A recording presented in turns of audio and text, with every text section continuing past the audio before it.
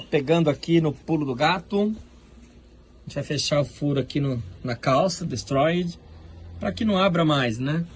Então a gente separou aqui, tá do avesso, claro, né? A gente separou ali o jeans mais próximo. Aquele acabamento super bem feito na overlock. E aí passando para dar um acabamento melhor ainda, vai começar todo o processo aqui. E aí internamente fica assim, bem costurado, para não incomodar a pele da cliente ou do cliente, né? Nesse caso é uma mulher. E fica assim, sem perder o formato. Porém, não vai correr o risco de abrir mais. Aqui, da mesma forma. Vendo, internamente ela está colocada. E externamente ela fica assim, sem abrir mais. Tá bom?